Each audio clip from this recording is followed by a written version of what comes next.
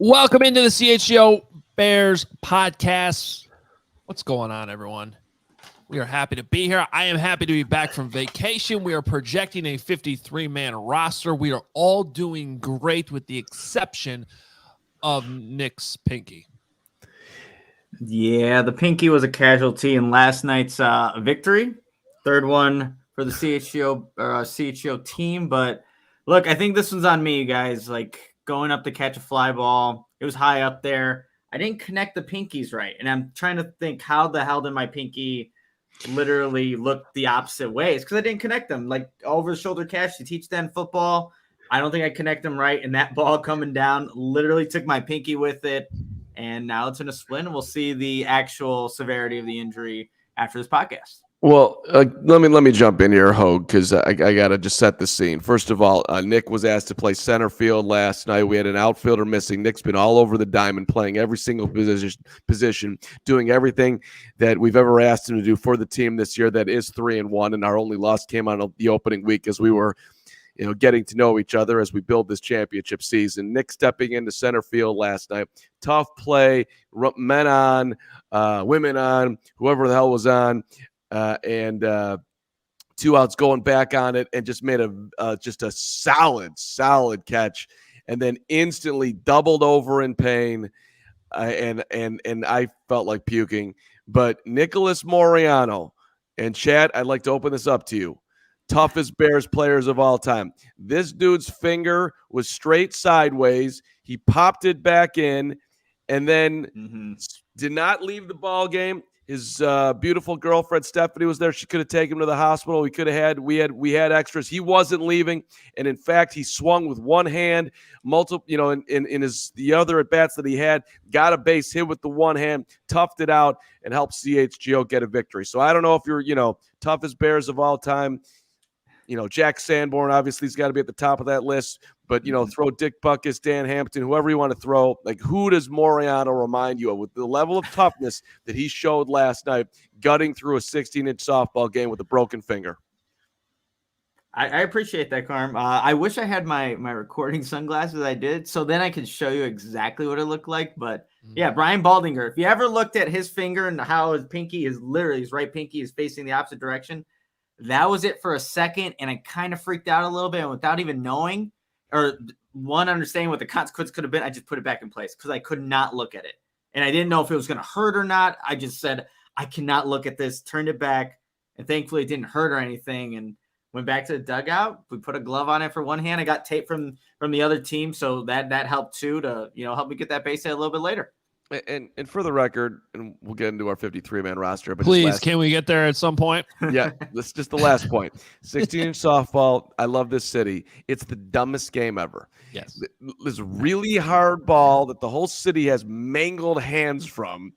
They invented gloves, and they work. And now, Nick, I hate to say it to you, but you know what that injury is that you have right there on that pinky? That's a for lifer, buddy. You will look at that for the rest of your life. You will have a reminder of that day. And that's just stupid. But, hey, go Chicago. Like, they literally don't play this game anywhere else. Yeah. Look, I love Chicago as much as anyone, and I got my Chicago things that I take pride in. But, 16-inch softball's stupid. It just put some gloves on, play 12-inch. First of all, you can hit the ball farther than 12-inch, way more fun. And your fingers don't end up looking like Nick's, which I do have to say, that's the most badass story we've had in CHGO history. Guy just popped his finger back in. It's just up there swinging. I'm like, Nick, put it on the ground, run it out. He just dinks it down to third base into the Moreano wheels. Yeah. By the way, great leadership by Carm once again. Just phenomenal. Nope. I mean, geez, I'm unbelievable. Anyway. Okay. Well, now we'll test your skills putting together a football team. We know Let's you can do softball. Now we'll see if you can actually put together a football team. We're going to project a 53-man roster. Welcome back, by the way, to myself. I'm here. It's been good. It is unbelievable that neither of us welcomed you back. No, you guys were just like, Nick had a great play last night and broke his finger. That's fine. It's all right. Welcome back. Welcome back, Adam. I do appreciate everybody in our CHGO family, and especially Greg Braggs for going to the lengths that you all did to defend my honor while I was gone. Just taking arrows from everywhere. Whatever. I mean, I threw under the bus, but Braggs was there for you when I did it. So Braggs is my guy. He was just I went back and listened to he keeps talking about wanting to throw tomatoes at you in Grant Park or something, doesn't he? Yeah. That was the thing. He likes to rile people up on Twitter, bring them in, and then I don't know, apparently do the opposite on the show. I don't know what was happening. I was sort of connected, sort of not connected, enjoying all kinds of things. Just hey, not only welcome back, but happy anniversary.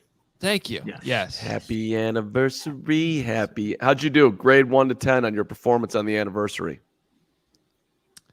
Wow. I would say probably like a 9. Oh, that was the best thing you did. And the 1 point I don't even think was the 1 point off. It wasn't even my fault. For some reason, it was 55 degrees in New Buffalo, Michigan, on Thursday and Friday. I mean, could not have gotten worse mid-June weather. I guess it wasn't raining, so at least there was that. But beyond that point, I mean, I think we did pretty good. Without taking us into your bedroom, Adam, what's the most romantic thing you did for the anniversary? Well, we hit up a couple wineries and shout out to Journeyman Distillery in Three Oaks, Michigan. That place is awesome. They got a giant putting green. There we go. Actually play 18. Did you go over the? Did you go over the 53 man with the rest? Like try to get us back on track after No, every time I opened my phone, it made me want to like forget football forever. Except for when Braggs got on there and apparently, defended me to the death.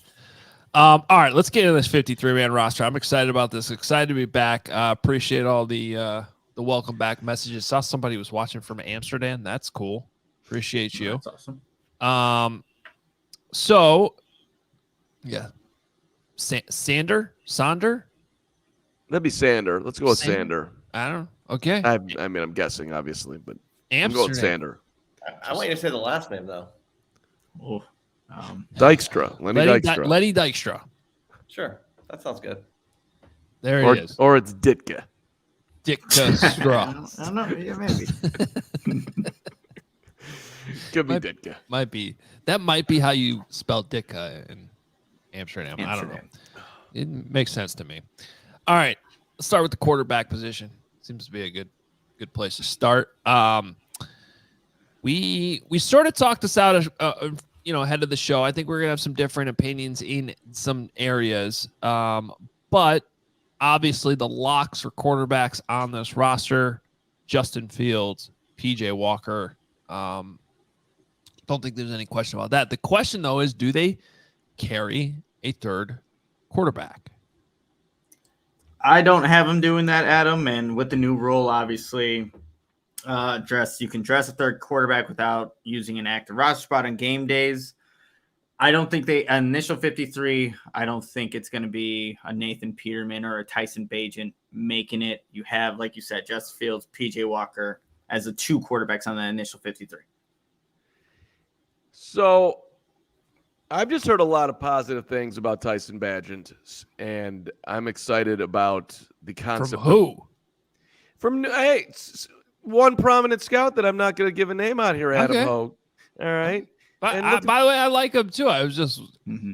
I've got my sources over here. We could talk after the show. I'll give you. I'm not going to put that out here right here, but listen. I'm about the Bears developing a young QB. I wanted them to draft one. I wanted them to get my guy, Holton Ahlers, who's dominating with the Seahawks right now. But that's okay. I will lean into the D2 quarterback Badgett, that the genius of Ryan Poles. So, hey, the future is at least somewhat murky at the QB position. I mean, we all think that Fields is going to be here, but it wouldn't be terrible to have a young guy behind him. So I think they find a way to keep three here and stash somebody on the practice squad. And I think Nathan Peterman's time comes to an end. Mainly, this is because I'm just bored with saying Nathan Peterman's name, who did looked like a very solid minicamp. But I'm interested in Bagent, so I'm hoping he's on the roster. Wait, so I'm confused. You're saying they're going to put him on the practice squad or on the 53? They'll be on the 53, Okay. and then he won't be active on game day. Is what I'm saying. Got it. And then Peterman's just gone. Peterman out the door. All right, I mean, I suppose Peterman could accept a practice squad assignment. Yeah. Well, I mean, I definitely think that there's a quarterback on the practice squad. Let's talk about this new rule for a second, just so everybody's clear on it, because you got to read the sort of the fine print and how it was actually written in the rule book. So you can now have a player who is listed on your inactive list, right? You get the inactive list, 90 minutes for kickoff. One of those players can be a quarterback and in an emergency situation can still play, even though listed as inactive. Okay, but the catch here is, and I think this is the most important thing for people to remember, that player has to be on the 53-man roster. Okay, you can't just pull them up from the practice squad now and I like mid-game. Now, I honestly at this point don't know if anything's changed with the players you could designate from the practice squad up to your 53-man roster. Remember, they've had that rule in the last couple of years. So it gets a little bit murky. But to me, this new rule is actually incentivizing teams to carry a third quarterback, if anything else. I think some people are interpreting it as you could just pull a guy from the practice squad and in the middle of the game play him. That would almost certainly keep teams to two quarterbacks. If you could just pull a guy from the practice squad mid-game and play him, then what's the point of putting a third quarterback on your active roster? So I actually think this new rule incentivizes teams to carry a third quarterback. Now, on my 53, I thought about this for a while. I think the Bears will stick with two to start. I just think they invested in PJ Walker. They like him. They got by with two quarterbacks last year on the 53 for a long time, if I remember right. And then eventually they promoted Nathan Peterman. So I could see Peterman and Badgett both being on the practice squad, but I just think to start the season, maybe this changes. So maybe Fields gets dinged up. He's a little questionable. Then you want to elevate that third quarterback just to be safe. But I think to start, they'll go with two quarterbacks. How many practice squad people can you carry? I should know that. I do not. Feel like 553 was last check. I mean, it just keeps increasing. I think it's up to 16. Wow. Okay. Well, from that standpoint, then that very well could be the case. Then maybe they do put them both on the practice squad. But Justin Fields to this point is a running quarterback who's going to throw the football. It's the same thing with PJ. They're going to run the ball a ton. So do they give themselves that extra level of insurance? And I do like the idea of, like you were kind of saying earlier, Mark, like Tyson Bagent is a young quarterback. He broke like every single record imaginable at Shepherd. So I like the idea of having somebody in like quote unquote like a farm system to develop, right? But is that guy going to be Tyson Bagent? I just like the idea of carrying a guy like that. And, hopefully you never have to see him on game days during this regular season. But I do like the idea of having a young quarterback just there developing, learning the system. And, maybe something comes down the line, but I'd like that idea. And I'm just looking at the chat here. You can have 46 players are active on game day. You can carry 53 are on the active roster for anybody who's missing that NFL roster detail, game day detail. And the practice squad roster is up to 16 these days. So lot of room on there to carry players. So, and they've relaxed those rules more and more. Like back in the day, Nathan Peterman wouldn't even be eligible for the practice squad, not even close at this point, but they've pretty much gotten rid of that. You can carry a certain amount of those 16 can be players that have been in the league forever. And it just doesn't even matter. But you can't have 16 guys like that. It's just, a certain portion of your practice squad has different limits on how long they've actually been in the NFL. So, all right, so we're going to start with two quarterbacks there just to start. And then we'll go to running back here, which interesting situation. We're going to group in Kari Blasingame, the fullback, into this count just in terms of, the count of position, players on that position. So obviously Khalil Herbert, Dante Foreman, Travis. We could okay. Let's go. The absolute locks are Khalil Herbert, Deontay Foreman, and Kari Blasingame, right? Roshan Johnson too. You think he's a lock? I would put Roshan Johnson as a lock for this roster. Yeah, I would say initial 53. Yeah, I'd say near lock with the special teams ability, but yeah. But now go ahead. I do have him on there. I just think it's a matter of if Treston Ebner makes the team or not. And that's where I think I'm going with 5 here, including Kari Blasingame. And I think it's really between Treston Ebner and Travis Homer.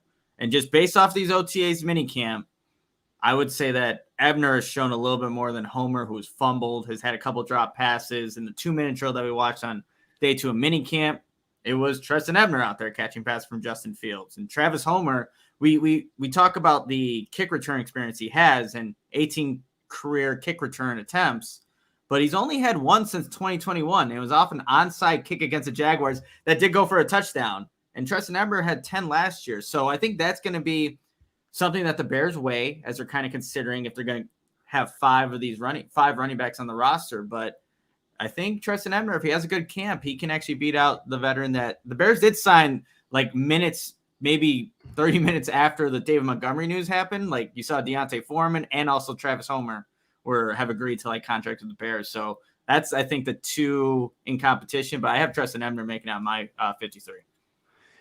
So for everything that Nick is underlining, and part of my my predictions are also my wants. I'm way more interested in Treston Ebner in year 2 to see if he can take his positive step, because there was a couple flashes last year.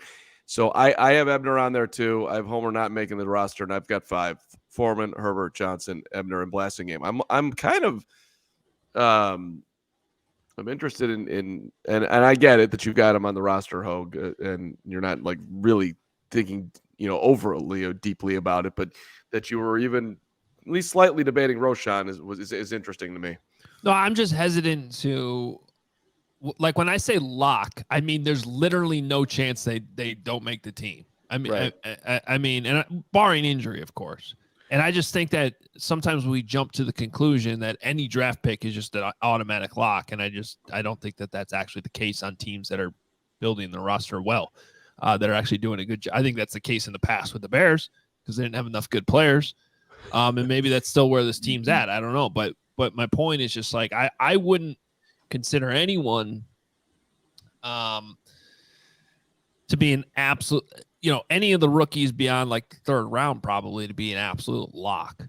But I do think with the Roshan Johnson situation, his ability to everything we've heard about his character, leadership, special teams, but I just think it ultimately probably comes down to him or Treston Ebner. And at this point, I probably would lean towards Roshan Johnson in that spot. So we're all in agreement, though. It sounds like 5 running backs, including Kari Blasingame. All right, wide receivers. This one's interesting. But you have 6, Adam? Is that right? I have 6. I think you had 7. I do have 7. I know yesterday 7 is a lot of wide receivers. They had 7 making the initial 53 last year, but I think Tajay Sharp went out on end of the season on IR like the following week. But they did have 7 last year. But it's really going to be the big question here with the wide receiver room. Do the Bears keep 6 or 7? And it's Dante Pettis or Velus Jones Jr., I think, competing for that last spot. Is that what you guys kind of have in terms of like the group as a whole? Like it's going to be down to those 2? Well, I just think that this ultimately gets determined mainly on the returner situation. Mm-hmm. Because if Velus Jones Jr. can prove that he can punt return on top of kick return, but I think you need to feel good about Tyler Scott's ability to be a returner, most likely. I just don't think it's that easy to cut Dante Pettis. I think people are in a hurry to do that right now, and there's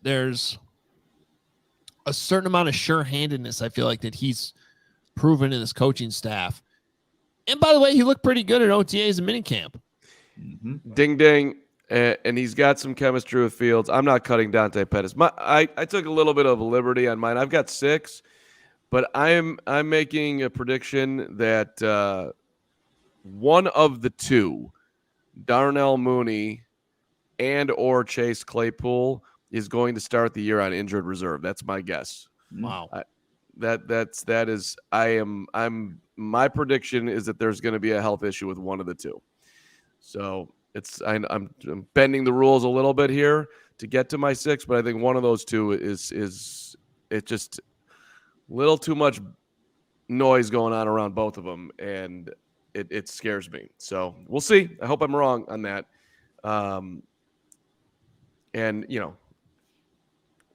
if they're both healthy, who makes it between Velus and Pettis? I think Velus is in a very tough position right now, because if you're the Bears and you're looking at what is Velus's path to be a solid, contributing, dynamic player on an NFL field, I just have a hard time finding it. I don't see him being a dynamic receiver. I don't see him being some threat out of the backfield. It's. Well, now let the special teams coordinator jump in here then. Yeah, go ahead. He's by far the best kick returner on the team, I think. Okay. And he had some explosive, and that just has such a big impact on field position in a game that if he is not your kick returner, who is? Especially if you're cutting Treston Ebner. Now, I'm saying there's other options, sure. I mean, even Pettis can do it, but I don't see anyone else on the roster that was that, because that's the one thing he did show last year. Velus Jones Jr. had some big returns and put the Bears in good field position, and he needs to show two things, right? He needs to show that he can be more reliable in the passing game, and he can also return punts. And we heard Richard Hightower talk about that and said he's doing better at it. So we'll just have to wait and see. But it's got to be a zero tolerance policy on the muff punts. He just can't do it. Can't do it. Is there anybody in the NFL right now who literally just returns kicks, not punts? I'm saying kickoffs. Is there any? Plus, new kickoff rule, all that, factor that in. But does that guy exist anywhere? I'd have to do some research, to be honest. I'm just asking the question. Does anybody jump out at you? He's just a kick returner. Kickoff returner. No. Yeah. But Cordero Patterson was probably the most recent example for the Bears, because he really wasn't doing much besides that. That's on you, Nagy. Now, once he got to Atlanta, they sort of made him a Swiss Army knife, and he's playing running back. And he's actually been a pretty solid fantasy football player the last 2 years.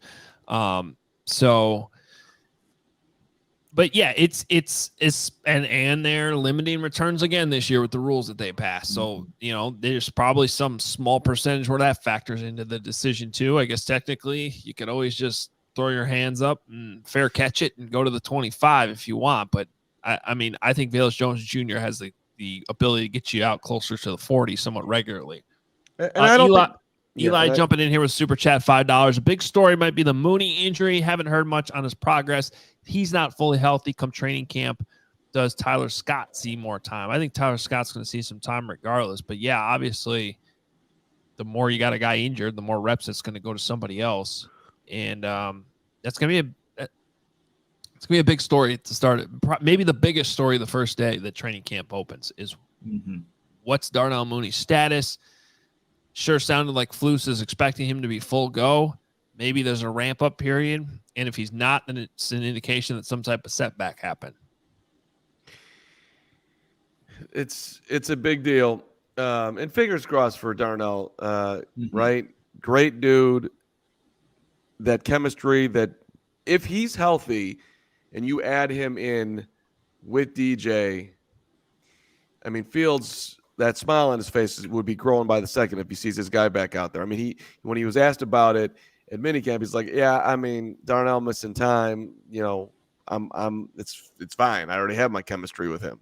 Yep. So looking for Fields to be comfortable on the field, that guy being healthy will, be a major boost for the offense if he can get there. And Nagy, thank you very much. Flus has been positive about it, but he also put in at the very last second there that it might be setbacks. Okay. So I'm just worried about it. All right. Last thing on the wide receivers. Do you consider Equanimous St. Brown to be a lock? he's like the borderline. I guess the answer, yes, I do. I think he makes it. I think Luke Getsy does like him a lot in that room. He's your bigger body guy. He does provide value when blocking. He's been one of the better wide receivers at doing that. Also has chemistry with Fields, but he's out of the locks, he's the least one that's like, hey, you're going to be on this roster come week 1. But I do think he does end up making it. I mean, his salary is not a lock level. You're making $1 million. Mm-hmm. I don't find him to be a lock at all. In fact, Yeah. I think he could very much be the odd man out because he probably gives you the least on special teams. And even from a wide receiver standpoint, the thing they praise the most is his blocking, which is important. And I think a big reason why if I had to lean one way or the other, like right now I have him on the roster. I have him on the 53, but I would probably put him in a small list of possible surprise cuts too. Mainly in a scenario, and there's a lot here, but like if Darnell Mooney and Chase Claypool are healthy and Dante Pettis continues to look good and, give you depth, not only as a wide receiver, but also as a returner, to me, that could push him into being more valuable than what Equanimous St. Brown gives you, especially now that you've added DJ Moore in a situation where he's just going to get so much of the volume. And whatever volume he doesn't get is probably going to Darnell Mooney and Chase Claypool. It just seems like the more you talk about reps, the amount of times St. Brown would actually be on the field to carry a roster spot if you're not giving much on special teams. To me, it makes you a little bit more expendable. Those questions are, it. yeah. That I think those conversations are very much going to be going on late into training camp. I mean, but chances are somebody's going to get hurt. Right. One of those returner guys is not going to be as impressive as, we're saying if Velus Jones and Dante Pettis both look great, everybody's healthy. The chances are not all of that's going to come together, and that's why you like having a guy like Equanimous St. Brown still on this roster. He knows the offense. He's obviously very, very familiar with what Luke Getsy is asking him to do. It would be a very, very hard cut to make for that Bears coaching staff. But ultimately the GM's the one making the decision, and tough decisions are going to have to be made. So, all right, let's quickly talk about the offensive line. Then get to a break and move on to the defense. Oh, we still got tight ends. Okay, let's do tight ends. This one got three. Here's the crazy thing about to me. I wasn't as impressed with the depth here once I started to really look at this. Cole Kmet and Robert Tonyan are locks. And you're probably keeping 3 tight ends because you normally do, but is it Jake Tonjes, Chase Allen, or Steven Carlson? For me, it's Jake Tonjes. And he was a fullback last year, wasn't he, Adam? Where they had him on the roster? But that's another reason why I lean Jake Tonjes, because I think they can continue to use him as a fullback if needed, if Blasting Game's, hurt or something. But all of a sudden, you're one injury away to Cole Kmet or Tonyan, and you're not feeling great about your tight end spot. I still wonder if this is a position that you see somebody added before camp, some type of veteran just into that mix. I have that happening in other spots. I think maybe we all do. Does anybody know who the hell Steven Carlson is? With all due respect to Steven Carlson. Yes, but he hasn't played in the league since 2020. So dude's played. He's played 25 games in the NFL with the Browns in 9 and 19, and he played a full slate in 20. That's a minute ago. Does anybody know who Jake Tonjes is? This is an undrafted free agent last year who he played 4 games. So I think you make a good point here, Hoge. This could be a spot where they add somebody, but I got Tonjes on there just because he's Jake Tonjes. Who doesn't want a good Jake Tonjes out of Cal, undrafted 23. He's got a great face. I'm into him. Let's go. He only played 11 special team snaps last season. If he does end up making the 53, I would expect that number to go up because he's not going to be really implemented into the offense like obviously Cole Kmet or Robert Tonyan. But yeah, he needs to bring that special teams value too if he's going to end up being on the 53. I mean, he did have one target last year in his 4 games. Who can forever forget that? Seriously, when he was targeted, that was awesome. Tonjes is my guy. Didn't he score a touchdown in the preseason? I think that was I swear that was he scored a touchdown on day 3 of minicamp from PJ Walker. So all the tight ends scored. The 3 tight ends we have making this roster all scored touchdowns in the last day of minicamp. All right. Well, Tonjes and Chase Allen will be interesting to watch them. Allen lacks a little bit in the blocking side of things, but was considered a pretty good pass catcher. So, that'll be interesting. It's really funny that a guy like Greg Braggs, Carm, stop admitting you don't know players who asked 28 minutes ago, explain it to me like I'm 5 when we were talking about the roster rules. I know I'm here, Gregory. Give me a full breakdown of all the tight ends on the roster. Can you tell me how'd they do in high school English class? I'm sure you know everything. I will fight you.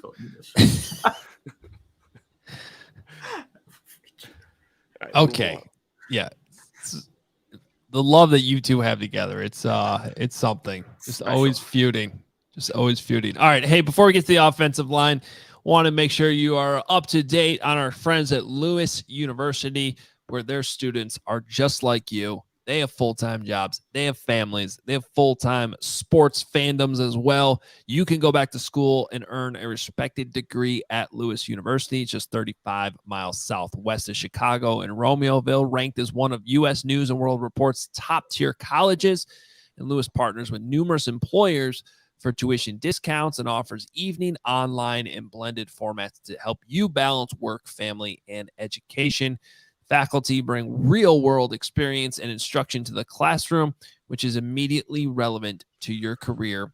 They offer career support, academic resources for adult students. If you're looking to complete your bachelor's or master's degree or enroll in a professional certificate program, Lewis has the right program for you. They got several career-focused programs that will set you up for success.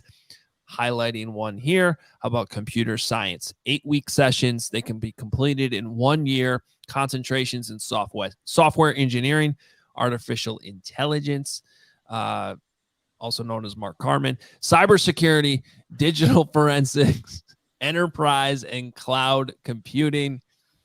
And if computer science isn't for you, they also have aviation, maintenance technology, certificate, business analytics, criminal justice, plenty of business programs, technology programs. You can discover how a degree from Lewis can help you build a better world.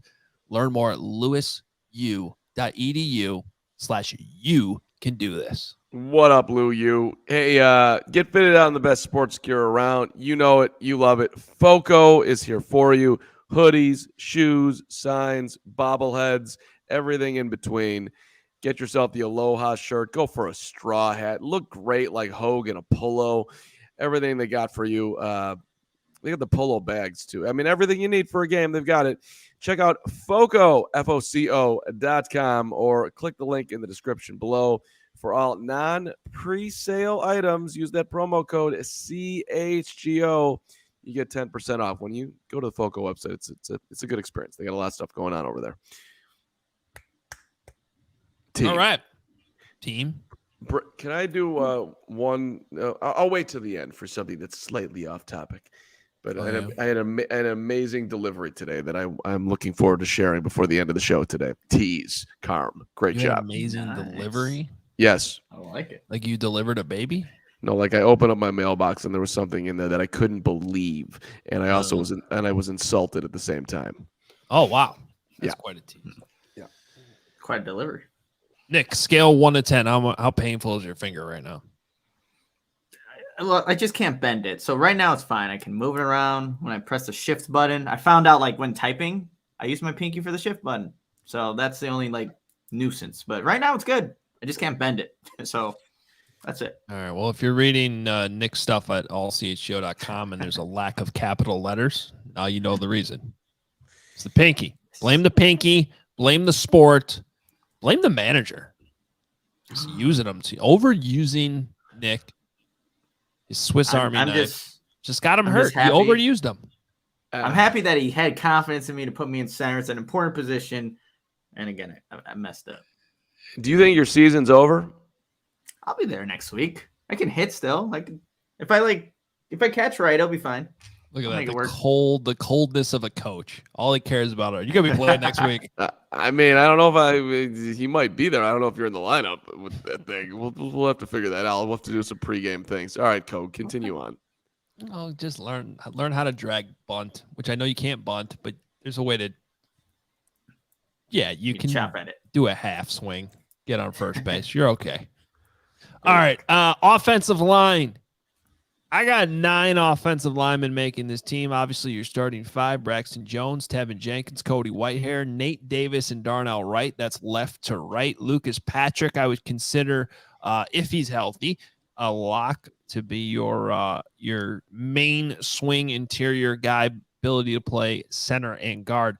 They seem to like Ja'Tyre Carter as well. I would put him as your next up interior backup. And then it's a matter of what you still think about Larry Borum. If you look at the roster right now, to me, he projects as your swing tackle. Mm-hmm. Keep an eye, though. Here's a name for you if you don't know it. Kellen Diesch. Yeah. That's the guy. Yeah, because he's been used. He's a big dude, and he's been used really as a second team left tackle in the spring.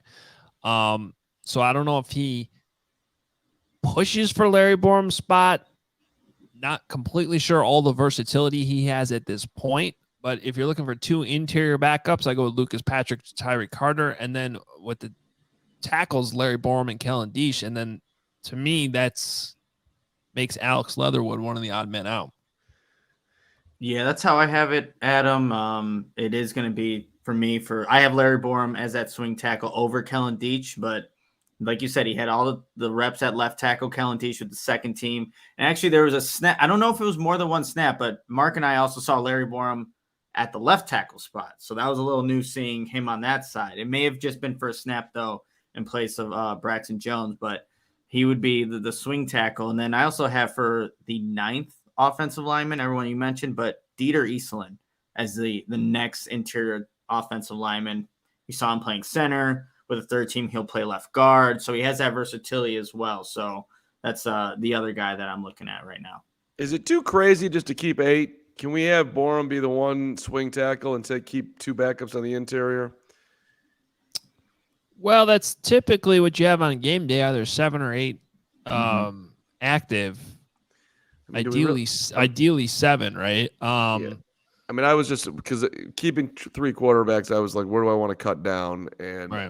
And so I have 8, and I feel like I'm thin doing it. I mean, I think Lucas Patrick looks healthy to me and super involved, and he absolutely can play either guard spot and or center. So I think you feel safe there. To your point, I think they do like Ja'Tyre Carter, and I see him making the team. And then I do wonder, like, how angry are they at Larry Borum? He had that weird post where he was disappointed when they drafted Darnell Wright. Are they going to like make an example? Like, you're not an all-team guy. You don't like who are you to complain, Larry Borum? And it's funny. I had completely forgotten about that. Well, and maybe they have too, but I do wonder, like, you know, Larry. When you're in a position is like hanging on for your NFL life, it's just not a very good move to put your disappointment out there. So I do wonder where if they are feeling the love with Larry and or not, and if they don't, then who steps into that role? And Dieter would be, I think, your safest bet there.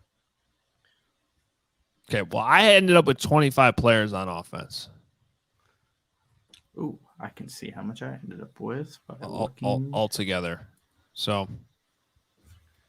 Let's see.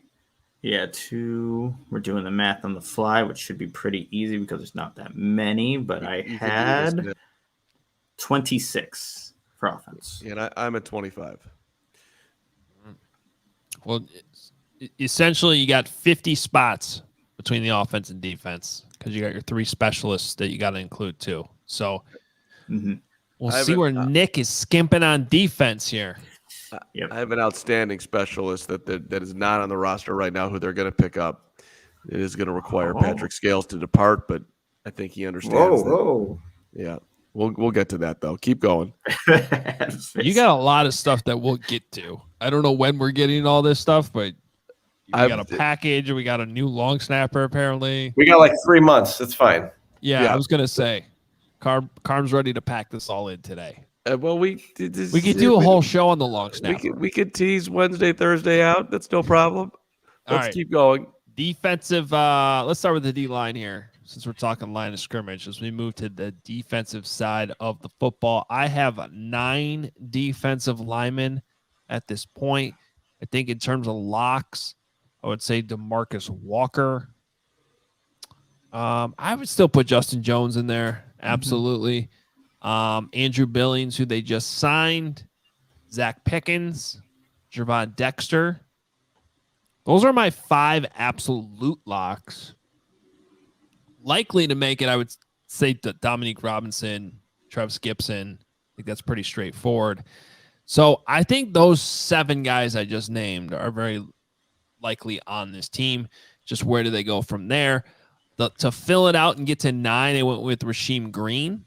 And then maybe a little recency bias because he had a decent week last week. But then I went with Terrell Lewis. Probably over Travis Bell might be the other guy, and they play different positions, but we're talking about an odd number here. Your 9th guy on the D line. I think you take it wherever you need more help, and I think with 4 guys in the interior that you feel pretty good about rotating, you keep a 5th edge rusher, especially because you're going to be kicking. Okay. Sorry, but just because you're going to be kicking DeMarcus Walker inside a lot on obvious pass downs. That green rush package, I think is what Flus called it. Right now, that's what I would go with, but I think we're all expecting them to sign somebody, and that somebody is probably going to be another lock to the roster, I would think. Yeah, I think we were all in agreement there. But I have 8. I stopped it right at Rasheem Green there, Adam. I didn't add. I thought about Terrell Lewis. I had him on there initially. Then I kept going down the roster for the other position we're going to preview in a little bit and took him out because of that. But I stopped at the 8 there with Rasheem Green. It's interesting when you talk about locks because Walker, Justin Jones, Dexter, and Pickens to me are the only locks. And I would almost put it as a lock, the free agent that they're going to sign. I will be shocked if there is not another name coming in here. And if we want to be bold, I wouldn't would I rule out even 2?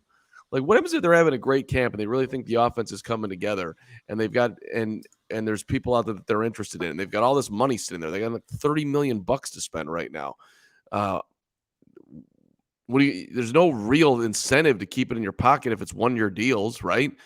Outside of it, so if I'm Poles and I start to get some juice going on here, and there's people out there that I like that can help my football team. Yeah, you're going to take snaps away from some guys, but depending on how they look and all that, I think definitely one of them, and who knows, maybe 2. So I got that. I got 9, and I have one of my slots listed for the free agent they're going to be. It's coming in. Any scenario in which you see Travis Gibson end up as a surprise cut? That's an interesting one. I don't. I haven't thought that way. I'm expect Well, because I'm going to tell you this: if you're signing 2 guys like you just said, which I don't necessarily think is going to be what happens. One of those two guys, in Dominic Robinson and Travis Gibson, aren't getting much playing time. Gibson's not part of this regime. He was drafted by the last regime. I'm not saying that I think that that's going to happen. I would put him sort of in the Equanimous St. Brown area of just just in the back of my head, wondering a little bit how he fits in. He needs to have a good play camp. Both sides. Yeah, he does. Having him play both sides too. Like, where does Travis Gibson work the best? Yeah, that's an interesting name to consider. Yeah. I think ultimately they signed one guy. Dominic Robinson and Travis Gibson are safe. Travis Bell's the one that I think people, including us, we all got excited by his story and things like that. But we also sometimes forget as we're getting all excited about that after the draft that he's a project from a small school and most likely bound for the practice squad and going to need time to develop. So I wouldn't put him on the 53. Yeah, I mean, I think if we're talking about locks, Travis Bell being on the practice squad feels like an absolute lock to me. You're not going to be ready. They're not going to want to cut you. They like your story. You're going to get an opportunity to sit on the practice squad and see what you can do. And let's see if we found a diamond in the rough here that potentially can get on the field at some point. Yeah. And he's been primarily on the other field as they do their varsity JV type style practices in the spring. So just, Pickens and Dexter have been, with the varsity squad. I just that kind of helped create a little bit of a dividing line on how things are looking. But again, I can't wait till all of this said, it's all been without pads on. Training camp's when it really matters. Sometimes guys look better once the pads go on because that's football and that's what they're suited to do. So maybe Travis Bell's one of those guys that he's just been waiting for the pads to go on to really show what he can do there. All right, let's go to the linebackers. I ended up with 5. They poured so much money into this position and have invested in Tremaine Edmonds, TJ Edwards. They already sort of have a luxury with Jack Sanborn being able to play those other positions if necessary. The versatility there. Assuming Jack is healthy, which is sure sounds like he's going to be by the time training camp starts. I ended up only keeping 2 guys after that. So your 3 candidates are probably Dylan Cole, who they signed in the offseason, Noah Sewell, who they drafted in the offseason, and then Sterling Weatherford, who they brought back. My guess is, especially because Weatherford's had some little bit of trouble staying healthy, I have Weatherford ending up on the practice squad and then keeping Dylan Cole and Noah Sewell, who seem to be pushing and pressing in the spring a little bit. So my 5 linebackers: Edmonds, Edwards, Sanborn, Cole, Sewell. Yep, same 5 here. So what about you, Mark? Who do you got? Yeah, I'm not feeling the weather. I think it's I think there's bad weather ahead for the Ferd, and practice squad seems like a great spot for him. I also think that Noah Sewell, a lot of confidence going on right now. I just I wouldn't get too comfortable when he sees that when the sand god puts on his pads, he's going to realize what's in front of him, and it's obviously a significant guy in that 5'7" jersey. So I know I've got 5, and I've got Weatherford not making the 53. Edmonds, Edwards, Sanborn, Dylan Cole for his special teams talent, and Noah Sewell. Yeah. And by the way, I like Weatherford. I like what he did on special teams last year. I remember saying to somebody late, maybe a locker room cleanout day, saying I would expect Weatherford to be here next year. And that person looked at me crazy. I'm like, I don't know, man. He was pretty good on special teams. So ultimately, I think that battle is won on special teams, and probably Richard Hightower having some say in that, which guys he wants to keep out of Weatherford, Cole, and Sewell. And heck, it could be all 6. I mean, keeping 6 linebackers is not crazy in a 4-3 on a 4-3 team with what they can give you on special teams. So, but I got kind of put in a spot where I had to chop off. I think that might have been the last cut I made to get the 53 was pushing Weatherford to the practice squad. So, all right, corners. This is where, if you think Nick kept a lot of wide receivers, wait till you hear this. Do you have 9 corners? No, I had 8. Had 8 Okay. corners. Didn't go super crazy, but I think we all have Jalen Johnson, Tyreek Stevenson, Kyler Gordon, Kindle Vildor, putting him in there. I've got him. I got him in still. Jones, Terrell Smith, Josh Blackwell. Yep. Is that the okay? So I also added Michael O.J. Moutier into this group here. You talked about splitting the fields there, Adam, with the varsity JV squad.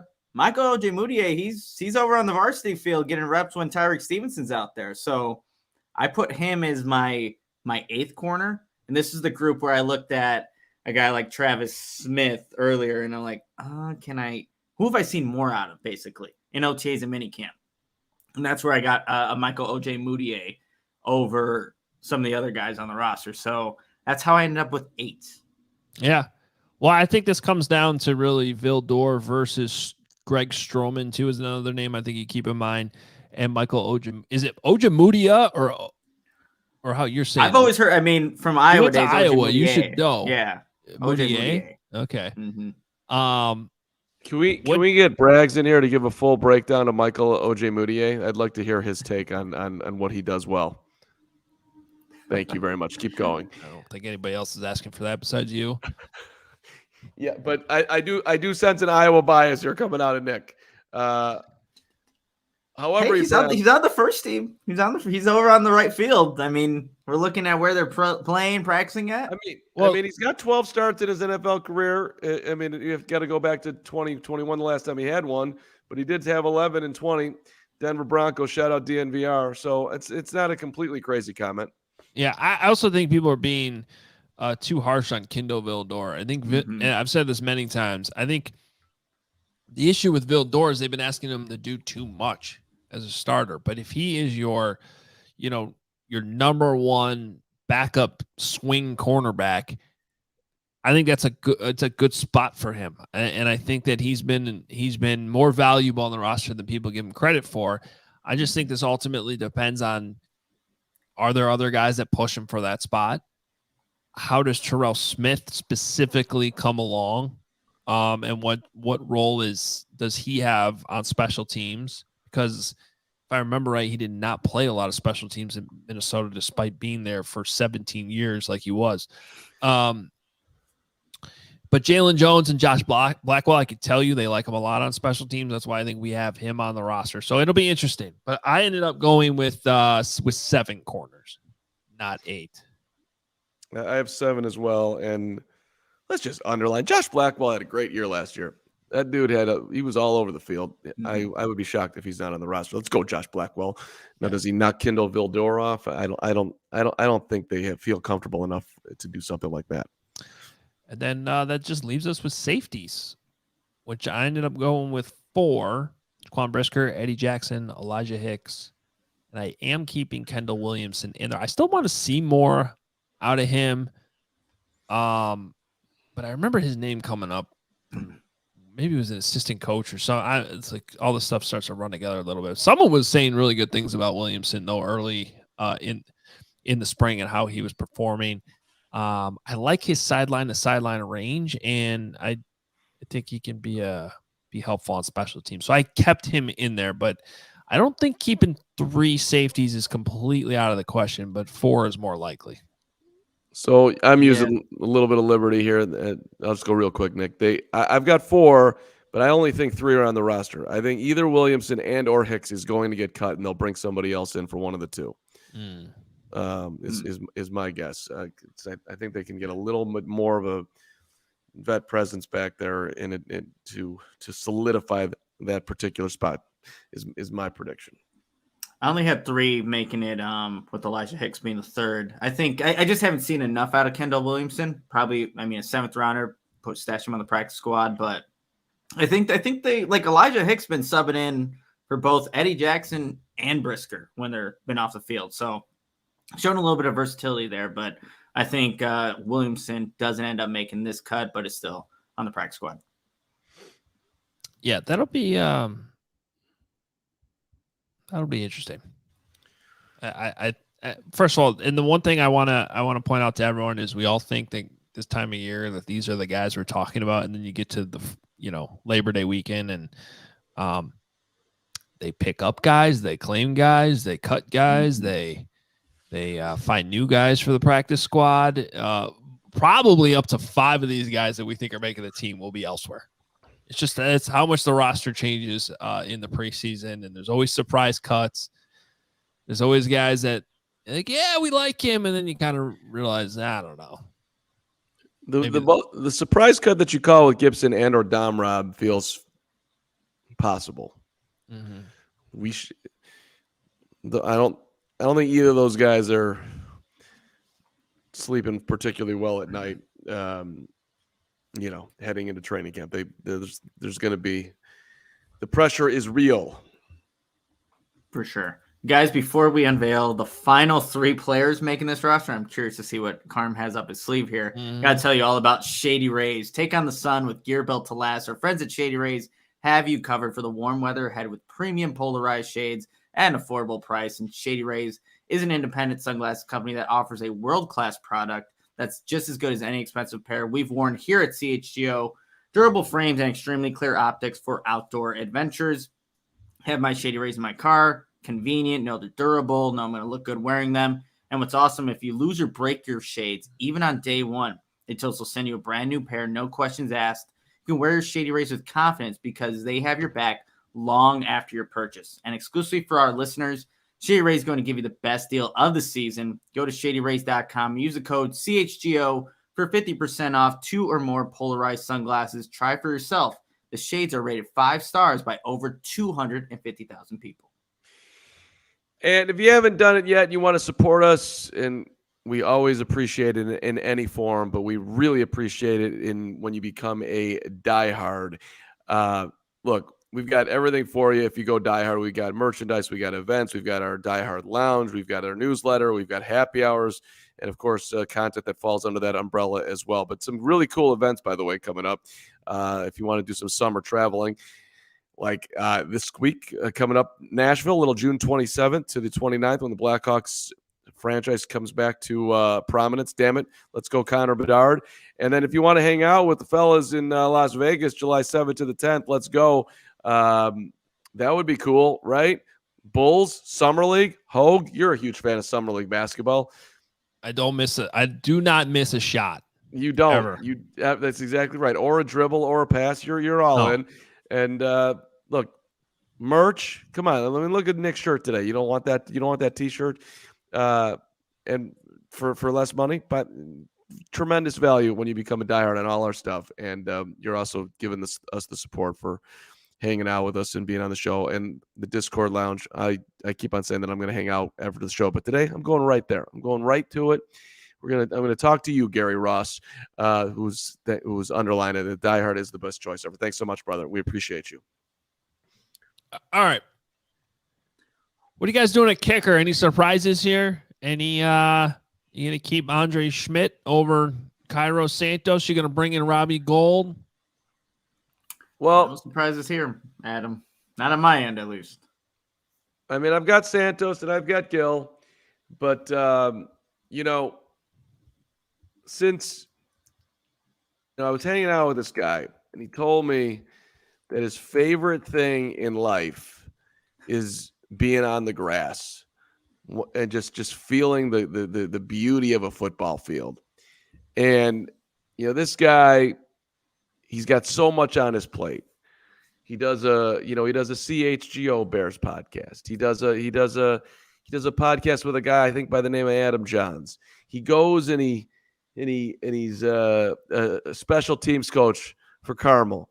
He plans an incredible anniversary. And 55-degree weather doesn't faze him. He leads us to victory every single day, which is why we've given him the name The Mansion. And Patrick Scales has been great, but he's 35 years old, and it's been an incredible run, and he's been here since 2015, and that's fantastic. But I was looking at him at minicamp, and he just looked a little long in the tooth to me. And I am nominating Adam Hoge to step out there and be the Bears' long snapper this year. Hoge in, Scales out. Nick, do you have any doubt he can do it? Seriously, let's go. Hoge for Scales. Well, I know obviously Adam has the special teams coaching experience. Right. We did actually do we made a little social video of Adam snapping the football. That's right. So okay, I've seen the evidence. All right. What about the throw that he put? What about the throw that he put right on my fourth emergency quarterback? He'll have better receivers than me in the alley. That was great True. throw, I have to say. Yeah, I was that's on the money. On the money, let down by my wide receiver. Yep, with the camera on him. This guy's not afraid of the bright lights. Here's the problem in the part of long snapping you are forgetting. Completely forgetting. The first time I go down to cover a punt, I will get murdered. No problem. Depleted. I already got enough back problems. Not interested. And I'd also like to point out that Patrick Scales is 2 years younger than me. So, cutting a seasoned vet for somebody who's older makes no sense. Everything I said makes perfect sense, and I don't know. The only thing that doesn't make sense right now is that Gary Ross knows your age. I didn't see Gary. Gary was like on Twitter. People were asking how old I was, and he was telling people that. How does he know? I don't know how he knows, but I love Gary, and I appreciate him answering questions. So I don't have to on Twitter. I don't know. I think it's a good idea. There's nothing Hoge can't do. I got him on the roster. Also, the weather did phase me. I was probably complaining about it every 5 seconds. to the point we just had to accept it, move on. It was also smoky as hell everywhere this weekend. Is there any? What's that movie with The Mist? Where like the world's ending, and it's like the crops are all dying, and there's just dust everywhere. Someone's going to come up with it in the comments. Is that Matthew McConaughey in that movie too? I don't remember. Is there any chance we're actually living that now? The Walking Dead? It's not what we're not talking The about. Walking Dead. It's not an apocalypse movie. It's just like the world's dying type situation. Oh yeah, and he's got to go like into space to save the world. Come on, people. Come on, chat. What's that movie? Might actually be living it right now. You're not talking about 12 Monkeys, are you? No. Interstellar. Thank you, Kyle, in the chat. Interstellar. Yeah. Oh, Interstellar. Okay. All right. All this smoke in the air makes me a little uncomfortable. All right. What else you got, Carm? So I opened up my mailbox today, and I got mail. Yeah. And I have Yellow Pages. The Yellow Pages. That's badass. Hello. They stopped making phone books 10 years ago. And I feel like this is a prank that somebody knows that I'm turning the big 5-0 this year. And like, this dude doesn't know how to use the internet. So let's send him the Yellow Pages. Yeah.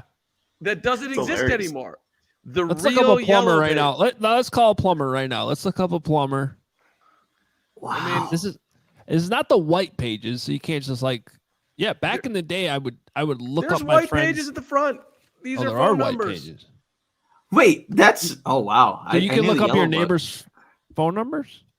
I mean, we're gonna have to.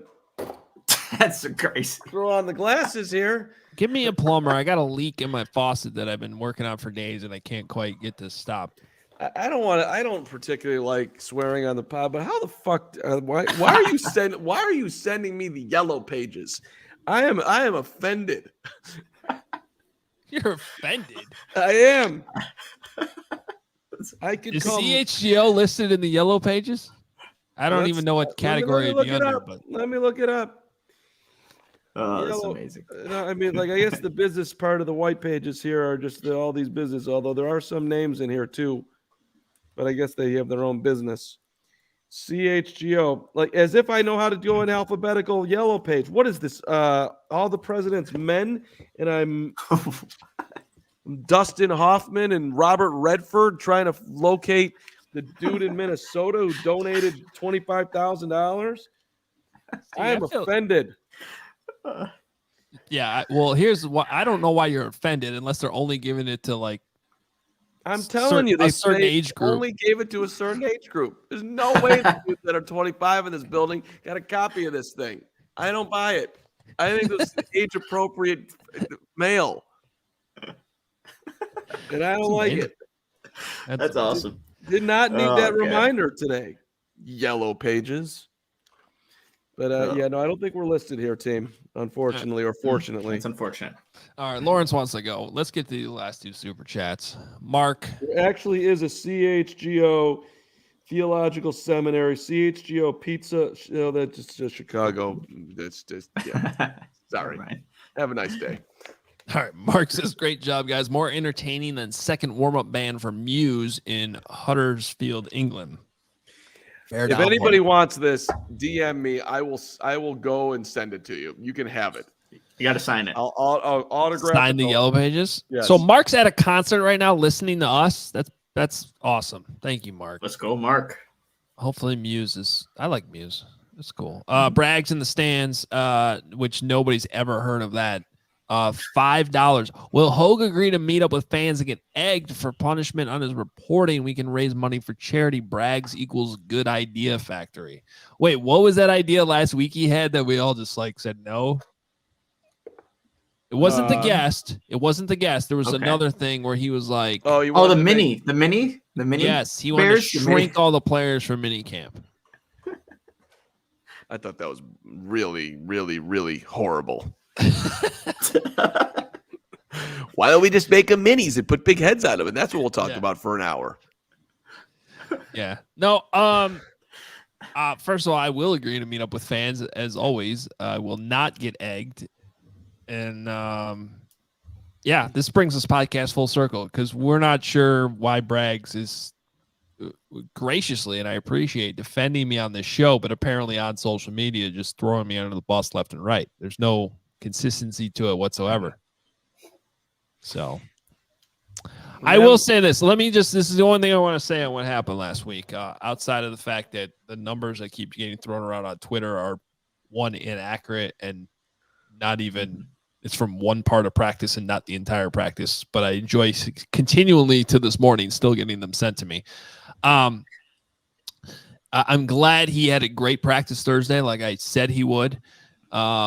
Congrats to you guys for being able to cover that. It must have been glorious. I'll just say this. I have never this is my 13th year covering this team. Not even close have I witnessed this fan base so, what's the right word? Just like loyal, on edge.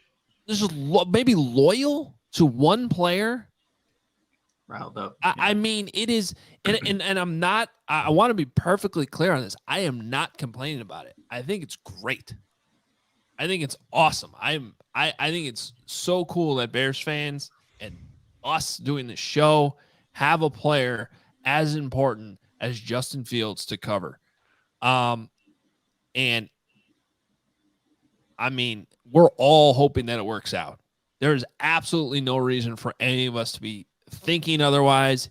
If you think there's an incentive to negatively report anything, there's not. I'll take you inside baseball for a second.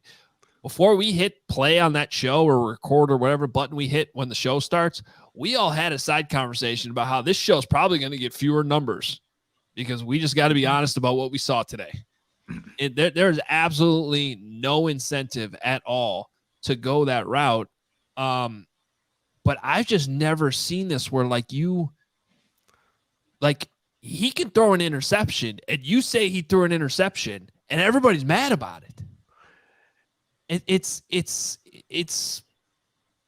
wild to me, but also kind of cool at the same time because just everybody's so excited about Justin Fields, and it's going to be a fun year to cover him. I mean, already the storylines with this team are so much better, but we are not going to lie to you when the days are not great. Had to have been tipped. I don't know what you're complaining about. It's the middle of June. Wasn't schemed right. What are you talking about? He's the best thing I've ever seen. Did you see what Jaquan Brisker said about him? Okay. We got it. Okay. Yeah. We know. Everybody relax. I know. Training camp, 37 days away. There's going to be more of it. Okay. He's going to have good and bad days, and we're going to be here to tell you all about it. All I ask is if you want to go after the guys that are irrationally saying bad things about Justin Fields and how he can't throw, that one came up last year. Was that LaShawn McCoy who said that? He can't throw. Trust me, we are going to be right there with you. and we are going to shoot all those dumb takes down as much as possible. But we're also going to be balanced in what we see, and just tell you how it is how it's going to be. So, I don't know how I got thrown into the Justin Fields hater crowd when I'm literally 2 days later said he was going to the Pro, or 2 days earlier said he was going to the Pro Bowl, which I still believe. But it is what it is. I just think it's fascinating as we do this show on a daily basis, and it's going to continue. All I want to say is I appreciate your passion. Seriously. Mm-hmm. I think we all appreciate your passion. We appreciate you being here. Nobody's trying to tear anybody down. And I just hope you stick with us, hang out with us, hit subscribe, hit that like button. Please rate and review the podcast. Leave us 5 stars, and become a diehard too. Come hang out with us all year. AllCHGO.com/diehard. Make sure you're reading Nick's work. Make sure you're subscribed to my newsletter. Carm wrote something yesterday. Mm-hmm. I go on vacation. Carm's writing. This is amazing. I mean, I did ask though. Did someone copy edit for him? I looked it over. I mean, he's got more working fingers than Nick right now. Don't respond to that. Did he do the copy editing? Mike had a big 3-run homer last night in the first inning. Mm-hmm. That's what I'm talking about. Did Mike get an internship because of his softball ability? Might have been one of the best hires in company history. All right. Yeah, I mean, I talked to some people on the inside, and the word on the street is that piece by Carm is absolutely positively borderline dynamic and incredible and beautiful and should be read by all and retweeted by all. Thank you very much.